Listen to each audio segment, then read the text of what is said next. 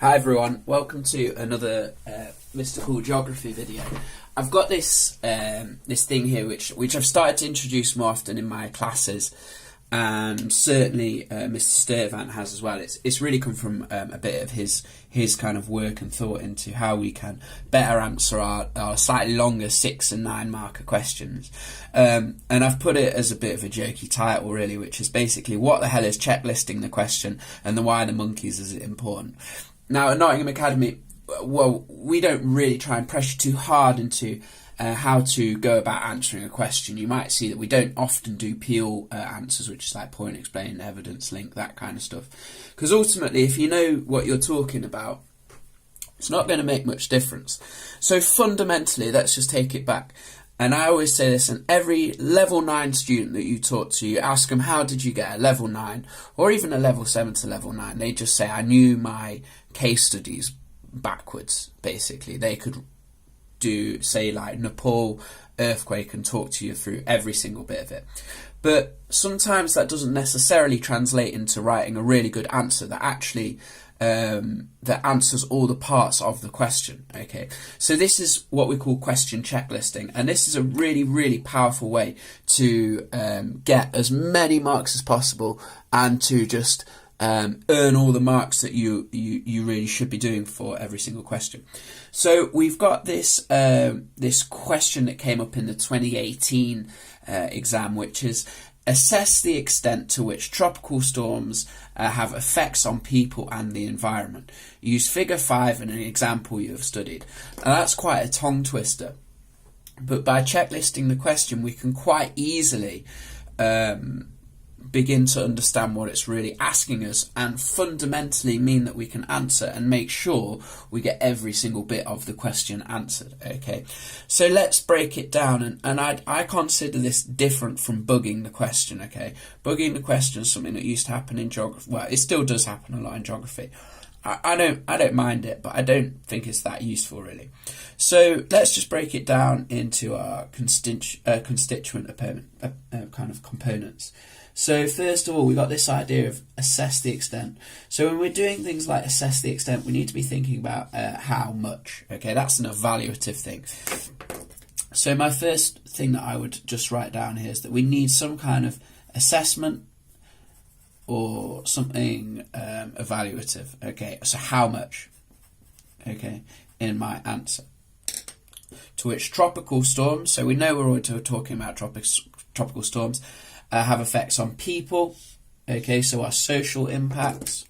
So people, and I might just put people actually can be ranging from economic to social, absolutely no problem really. And the environment. Okay, so we need to make sure we're talking about the environment as well.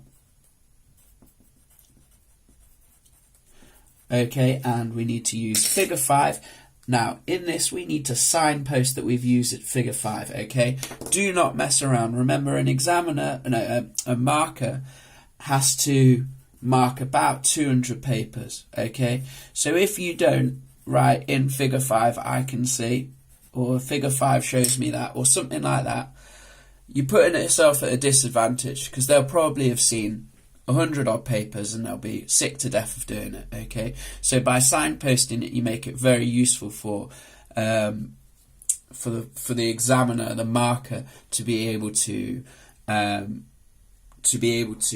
give you marks. Basically, I know it sounds a bit basic, but it's absolutely true.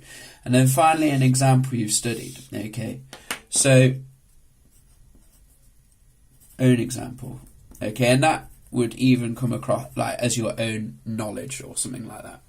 So in your answer, when you're going through, you need to make sure that you are ticking off exactly all of these things so that you can get those high marks. Okay, say for example that you only talk about the environment, you are going to limit yourself to the amount of marks that you can receive, all right, because you've ultimately not answered the question. Okay, so how much do tropical storms have effects on people and the environment? Okay, that's essentially what the question is asking you. And then use figure 5, which was like I can't remember exactly, but it was like some kind of destruction caused by hurricane or a tropical storm. An example you've studied. So we do typhoon, Haiyan, for example. So this is very quick, and sometimes it's difficult to structure 9-mark answers, but if we can just quickly do that, we have our structure there and we can go straight on into writing it. Now, ultimately, we could use this if we didn't even, or we weren't confident on a case study, okay? And that might get you mid-marks because ultimately you're answering the question, but you're not answering it with detail. So as per usual, and as I always say, geography, the most fundamental thing is to know your case studies, okay? And that involves sitting down and revising, okay? I can only teach you so much. You have to sit down and do the revision yourselves, okay? So I hope this gives you some idea about what checklisting is, and it is really, in the modern AQA GCSE 6 to 9-mark answer, I personally think fundamental to you being as successful and getting all of those marks available. Okay, as per usual, we'll run through a few more of these in class, and if you need any help, please come see me or Mr. Sturtevant, A181, A182, and we'll do Tuesday night revision sessions as well. So thank you very much. Checklisting, very, very important. See you later.